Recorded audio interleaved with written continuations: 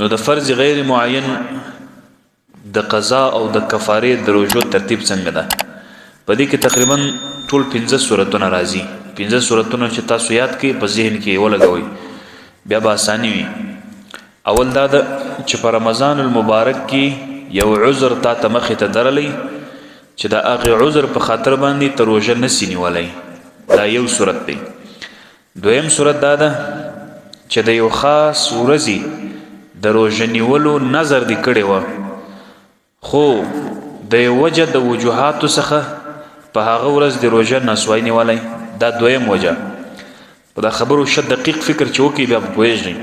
دریم رمضان کې یا معین نظر منت ته وایي چې خدای فلانی کار راوکړي زه به دونه روژې رسم، دې ته نظر وایي. نو رمضان روژې او که یا نظر وي معین شروع دی وکړله، افتتاح دی په وکړله، خو یو عذر رالی مخې ته، نو د هغې عذر په بنا باندې تا دا روژه ماته کړه، روژه دی ختمه کړه. دا درې صورت. څلورم صورت یا داسې یو خبره راله چې د هغې خبرې په خاطر باندې ستا روژه ماته سوه. مثلا چا په ګولۍ وویشتلې په نس کې، نو معدې ته دې وینه ایله سوه، فرض یې که، نو دا خو یو وجه ده چې ستا څخه روژه ماته سوه. دا څلور صورت ده.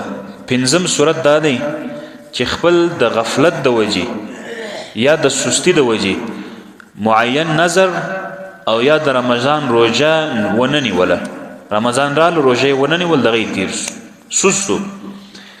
په دې ټولو صورتونو کې د یوې روژې په مقابل کې بل روژه نیول فرض نه نیسي وي،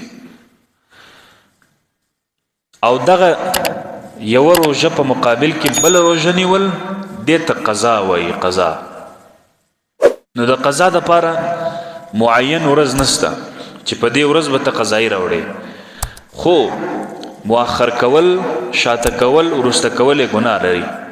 ښه خبره دا ده چې څومره ژر کېدلی سي او څومره ستا وس کېدلی سي روژه ونیسه، بس غاړه خلاصه کړه. د انسان د مرګ و ژوند پته نسته، معلومات نسته. دویم صورت که چیرې مثلا په رمضان کې ستا څخه 15 روژې قضا سولې، 15 روژې دې ونه نیولې، رمضان تیر سو اوس ته 15 روژې بیرته نیسې. دا ضروری نه ده چې رمضان کې 15 روژې د څخه قضا سولې، نو وروسته تر رمضان چې ته روژې نیسې نو دا 15 روژې پرله پسې نیسې، چونکې رمضان خو پرله پسې ستا څخه روژه قضا وه. نو اوس چې روژه د رمضان نیسې نو پرله پسې لازمي نه ده چې ونیسې.